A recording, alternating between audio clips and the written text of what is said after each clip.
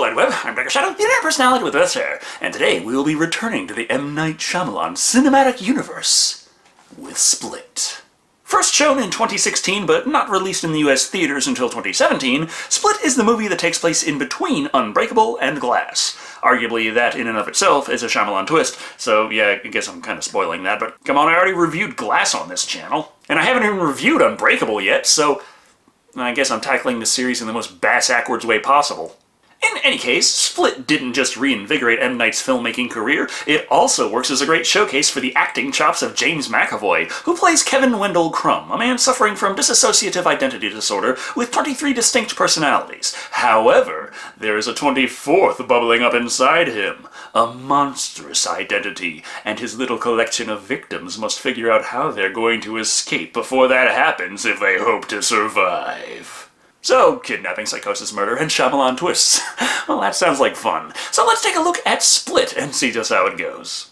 We open up to Important Girl, Casey Cook, played by Anya Taylor-Joy, enjoying a friend's birthday party by, keeping to herself in the corner of the room and trying not to talk to anybody. Because, after all, they're not her friends. Pretty much nobody is. I can't invite everyone in my art class except for one person without social networking evidence inflicting more pain on that person than was intended, and I'm not a monster. I'm proud of you, I think. You may have spent the entire school year trying not to make eye contact with anybody, but you can make up for all of that with one day of crippling social anxiety. Word is that Casey here is a bit of a bad girl, though, always getting detention, and what have you. More importantly, though, the father of the birthday girl, Mr. Benoit, played by Neil Huff, refuses to leave until Casey gets picked up. Hearing that her ride's car broke down and she intends to take the bus of all things, he offers her to ride with them. Them being him, his daughter Claire, played by Haley Lou Richardson, and Claire's friend Marcia, played by Jessica Sula. However, as they get ready to head out, something happens. Can I help you? I mean, that camera there looks awfully heavy. And that particular camera angle is cut, so we can see this from Casey's perspective. It's pretty clear seeing the dumped takeout containers and the fact that, oh yeah, a completely different man got in the car. Things might be a bit touch and go from here on out. Pardon me, sir, I think you have the wrong car.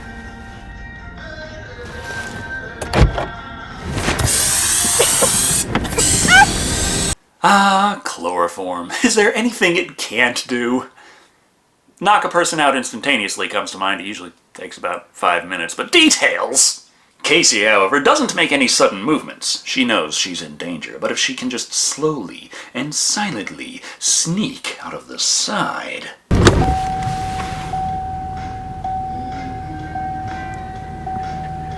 Oh, so much for silently. Therefore, boom, she is captured as well. Waking up an unspecified amount of time later, she finds herself locked in a room along with Claire and Marcia. They don't know where they are or why they were taken, and indeed won't be getting those answers for a while, but their abductor does show up in short order.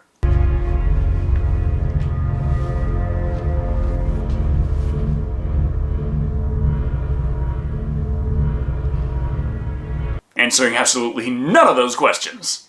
Unless the entire reason he brought them out here was to practice his staring contest skills.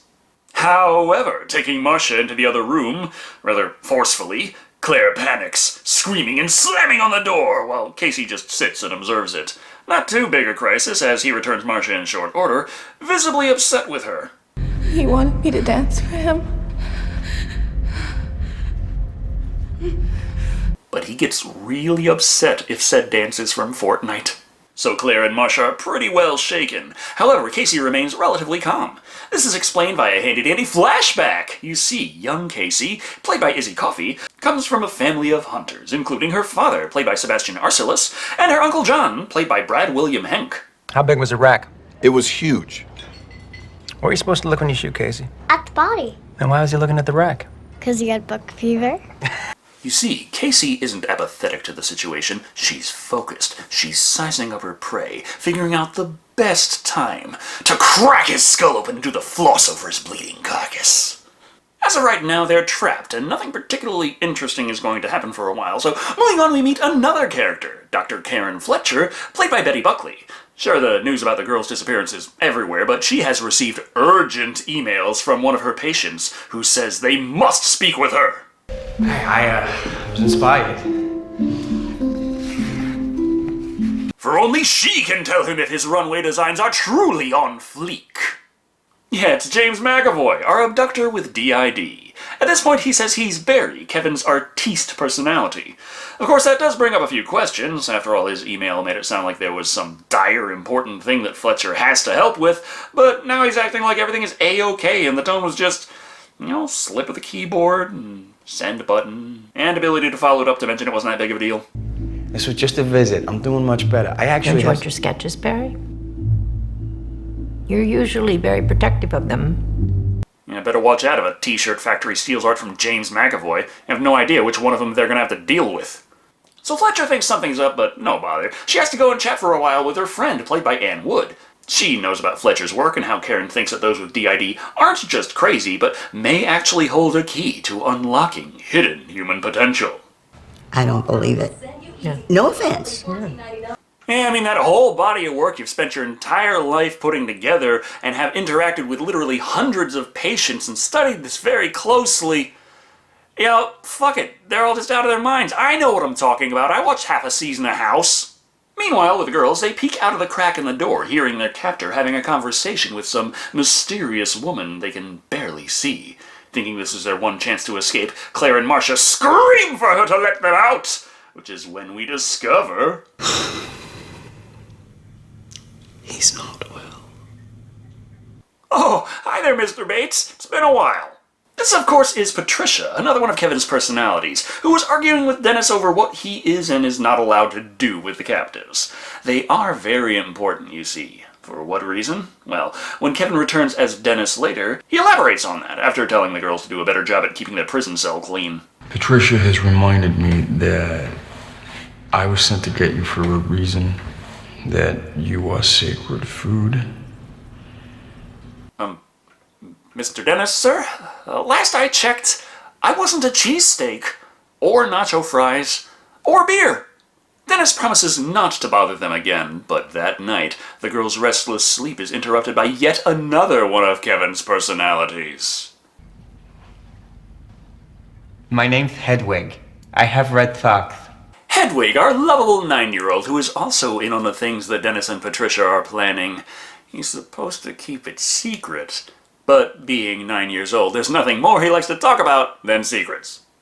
He's done awful things to people, and he'll do awful things to you. I have blue socks, too. Well, you really want to impress him, show him your Pokemon card collection. The scene also explains that Kevin's personalities come forth by taking hold of something called the light, and certain personalities, like Hedwig, can steal the light, but the others don't like that very much. However, before he goes, Casey sees an opportunity. She calls him over to tell him a secret of her own. This guy is coming for you. Because obviously this man doesn't have enough psychological problems. The seed of doubt is planted in Hedwig. He begins to question if Miss Patricia really has forgiven him for his silly mistakes, but in his frustration he still shut her close and locked the door very tight on his way out. However, he did mention something about the others preparing the room to make sure it's safe for them, which, combined with the obviously new drywall, brings the girls to the realization that there might be a way out of there. Searching for a hollow spot, they discover one directly above a bed. The problem is, Claire decides to start tearing it open right away, and hey, wouldn't you know it, Hedwig has come back. Hey, guys. Let me in. Give us a second. We're changing. The architecture, but sure. Yes, honey, that ceiling just has to go. Fortunately, they don't have much of an issue holding a 9-year-old at bay. Problem is, he doesn't have to keep the light, so passing it off to Dennis, he easily pushes the two of them aside, finding that Claire has managed to escape via the ventilation shaft. That doesn't mean she's out of the building, though, and he knows where the vent leads. So, what do you do when being chased by a horrifying killer? Hide in a locker, of course. Worse than all those video games. I thought I lost you. But if we're being honest here, that's only because characters in video games have no sense of smell, hearing, or sight past 15 feet. Look at your sweater. It's ruined. It's dirty. Remove it. Also, is it a good time to mention that Dennis is a bit of a pervert? But hell, does it even count as a horror movie unless at least one of the girls ends up topless? That's the real mystery here. So, locking Claire away in a separate room, Dennis instructs the other girls to also remove a few articles of clothing. Because of dirt and dust, of course. Thus, Casey takes off one of her many shirts, while Marcia must do without her skirt. Really got the short end of that stick. Well, that's enough torture and horror for now. Let's go back to Dr. Fletcher giving a lecture over Skype. She exposits more about how this movie's take on DID works. The different identities are so different, they are individuals and can manifest physical alterations in the patient. Karen believes this means they may hold the secret of the human mind itself. Is this where our sense of the supernatural comes from? I don't know. We'll call you when we find someone who has one identity that can see ghosts. Also, she's still having meetings with Barry. He keeps sending those emails in the middle of the night about needing an urgent meeting, then comes out and suddenly everything's fine and this is just a friendly meeting. Fletcher, though, suspects that it is in fact much more than that. I think I'm talking to Dennis. And what gave it away? The OCD? The dismissive attitude? Was there a deleted scene where he tries to convince you to send him pictures of your feet? He insists he's Barry, though, and goes so far as to prove he's not OCD, because what OCD man would so ravenously eat a Lindt chocolate while getting it all over their clothes? Checkmate, therapist. However, after he leaves, Karen decides to take this up with M. Night Shyamalan himself. He's not trying to reveal any twists just yet, but he does have access to all the cameras, and seeing the spilled trash outside the building, we have footage of her patient just strolling on through it. Any normal person would have walked around it. That was an act. What are you up to, Dennis? Well, I mean, it is something dire enough that the other personalities that you believe are individuals with unique minds have been emailing you, begging you to help, and that this is very important. So... she doesn't move on this whatsoever. Instead, we see Marcia is still fixated on finding some door or window to get out of, while Casey has another flashback dream of hunting with the family.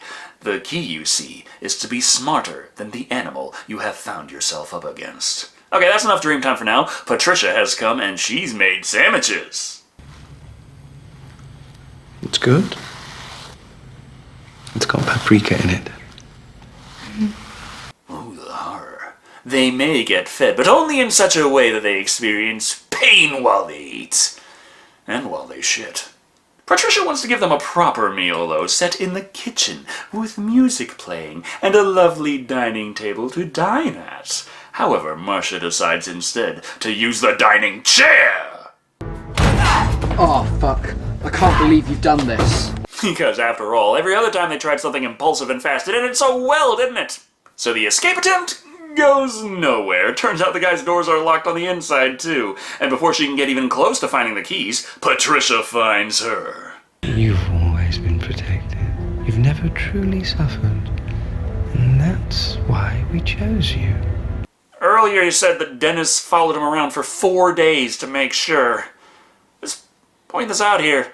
That's not nearly enough time to really know, is it? So she's sent to solitary confinement as well. That's not to say that Casey is completely off the hook here, though. You've got a crumb on your shirt. You've got... Please take it off. I'm sorry, Dennis, try all you like, but Casey has come prepared with like 12 layers of clothes.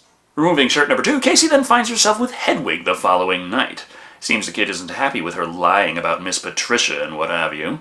We also hear that the one who's coming is the Beast. And the reason Patricia and Dennis allied with Hedwig to make the Horde, who can bring out the Beast, is because Hedwig has the power to steal the light any time he wants to. Thus, wanting to stay on the kid's good side, Casey plays along when Hedwig asks her for a kiss.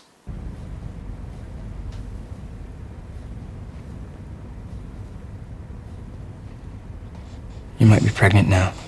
Laugh it up all you want now, but what if that is the Shyamalan twist, But now that they're close, Hedwig mentions how he likes listening to Kanye West in his room on his CD player that he keeps next to a window.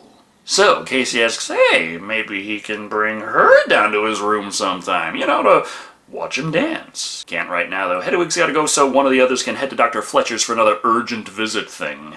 However, this time Karen's not fucking around. She knows this isn't Barry, and it is in fact Dennis. He's still playing coy with her, but she continues, mentioning how the others talk about this new personality called the Beast, and how it's strong and tough and totally not the animal starring Rob Schneider.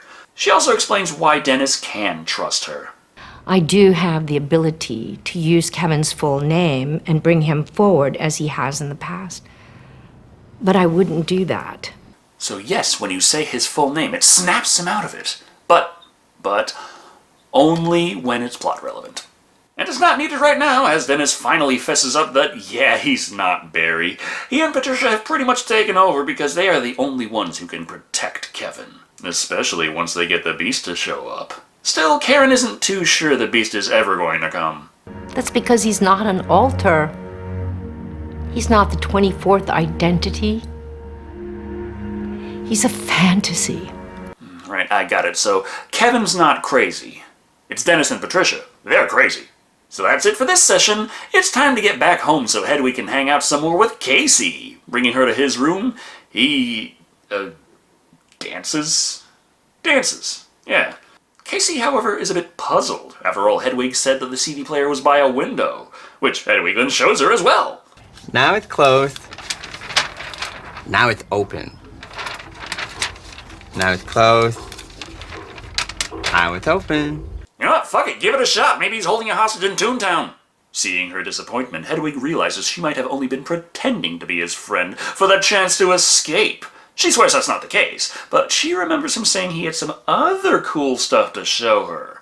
Begrudgingly, he does. It's a real working walkie-talkie. Now, don't call for help or anything, okay? Hello?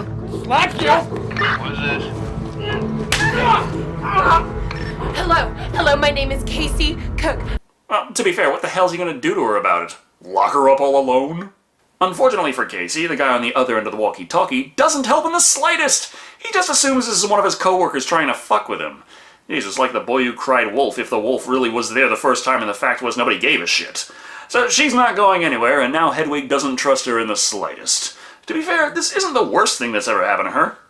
Casey, come on. Let's pretend we're animals again. Come on. Yeah. As it turns out, he's that kind of uncle.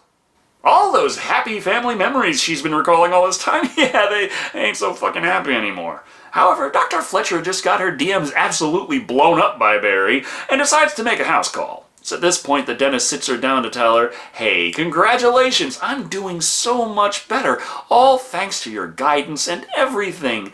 Now we get to take this to the next level. The Beast is real. He's just emerged. You were right about everything. Everything except the Beast being a fantasy. Climax hinges pretty heavily on that being wrong. Hearing this terrifying revelation about how the Beast intends to eat the flesh of the impure and be born as some kind of Pumpkinhead-style demon of vengeance, Fletcher has just one thing to say. I can see that you feel very empowered by the philosophies of the Beast. I'm going to go now. And just smile and wave and back away slowly. Unfortunately, though, she doesn't just get the fuck out of there. Instead, she investigates his little homestead, discovering we can help this half-naked girls in the closet. Oh well, one handy-dandy knockout spray later, and Karen is down for the count, giving Dennis enough time to get to the train station. The train being where he lost his father, and where he will find the Beast.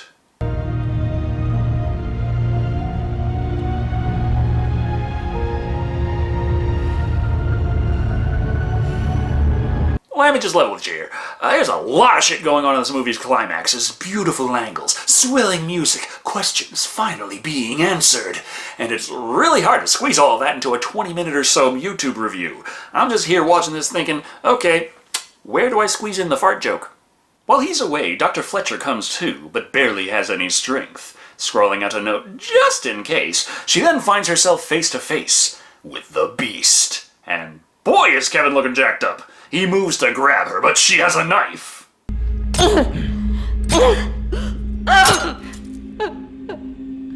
Well, what do you expect? Kevin works custodial duties at the Philadelphia Zoo. He probably gets his cutlery from Walmart. And the body count has started.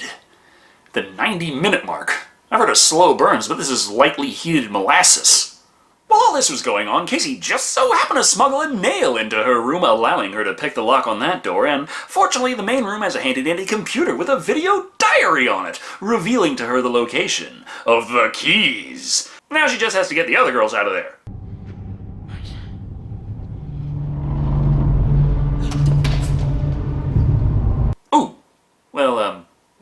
three's a crowd, am I right? Let's go. Okay, well, it's easiest to remain undetected in a small group, and you can't get much smaller than one person, so get the fuck out of there. In case you haven't figured it out yet, the Beast is here, and man is he hungry. Unfortunately for Casey, though, while she has the keys, the keyring is kinda huge, and it's very hard to figure out which one is the one to use before the Beast gets to her. However, there may be something she can do.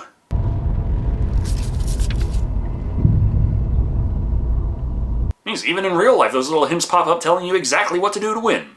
Saying his name, this results in Kevin having flashbacks of his abusive mother, who would always refer to him by his full name. This brings Kevin out into the light for the first time in years. Seeing the dead around him and learning that his personalities were the ones responsible, Kevin makes a plea to Casey. There's a shotgun I bought. It's in the bottom cabinet hidden behind things. The shells are in my uniform closet out in the service hall. An errand! Last mission is to kill Kevin, but you gotta do the fetch quest first. And she better hurry, considering Kevin can't hold onto the light for very long with over 20 personalities all trying to steal it. Also, that super move she just learned doesn't fucking work anymore. You can call his name all you like, dear, but he's not going to hear you. Don't like it when the bad guys pull out the plot armor now, do you? So her goal is clear. Run as fast as she can down the poorly lit corridors and get those shotgun shells. There isn't much time, and she must take out the Beast before it's too late.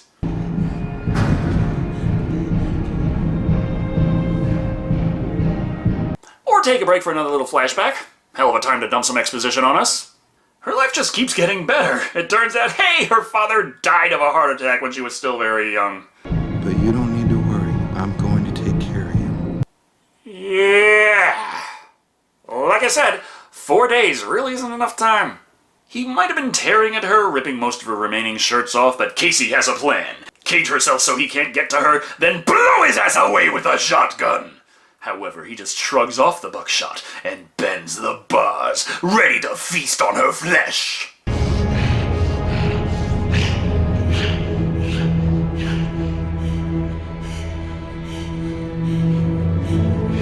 And just now he realizes, hey, maybe I was a bit too quick to assume that she never suffered in her entire life now, wasn't I?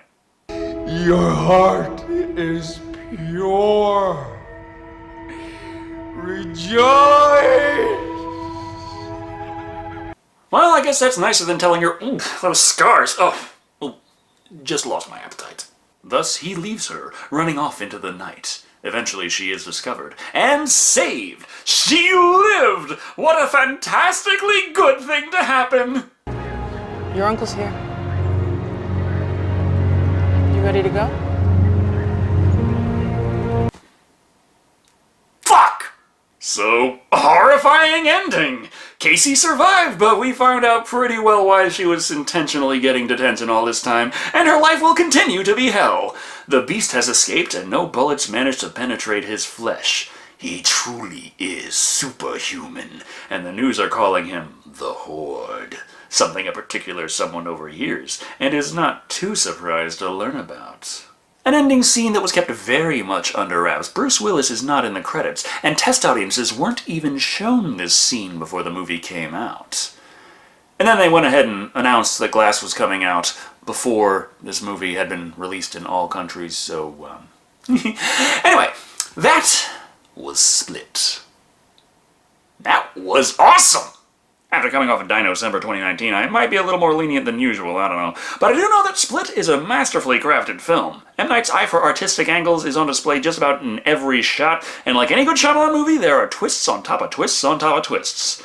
Well, that's also like any bad Shyamalan movie, to be honest, but while there are quantifiably many twists in Split, most of them are relatively subtle. They don't really have to be there, the story would work with or without them, but it does enhance the movie-watching experience. Think of it like cooking with just a hint of spice. It could go more out there, but it doesn't really have to.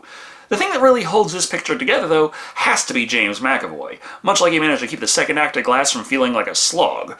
While the meat of the story doesn't move all that quickly, and yeah, this is a 2-hour movie, McAvoy's performance here keeps you engaged. It has to. Casey is far too reserved for the first half of the movie, and the other girls are just a touch too cliché to be interesting. Not to say absolutely nothing else happened, though. There was plenty going on with Dr. Fletcher and her presentation that just so happened to be the backbone of the world building for this movie, and of course Casey's flashbacks that helped flesh out her character. These worked in tandem to keep the plot thread of stay in the room and wait a while from getting too stale.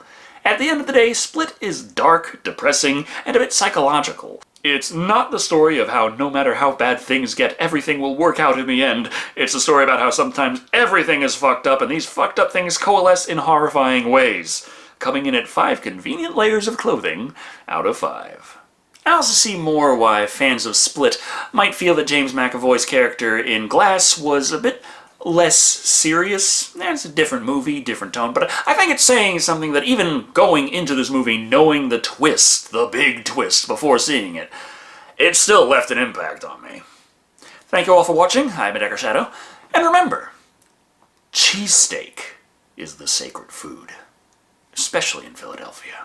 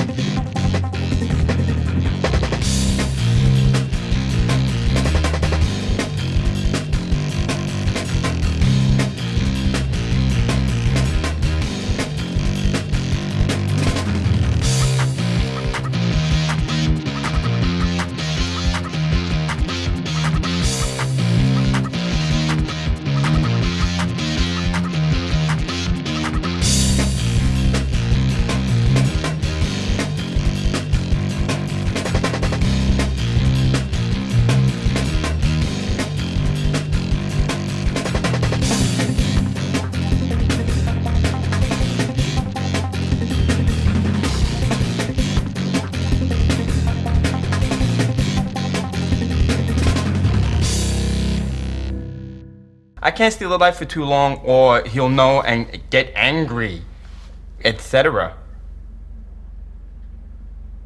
See ya.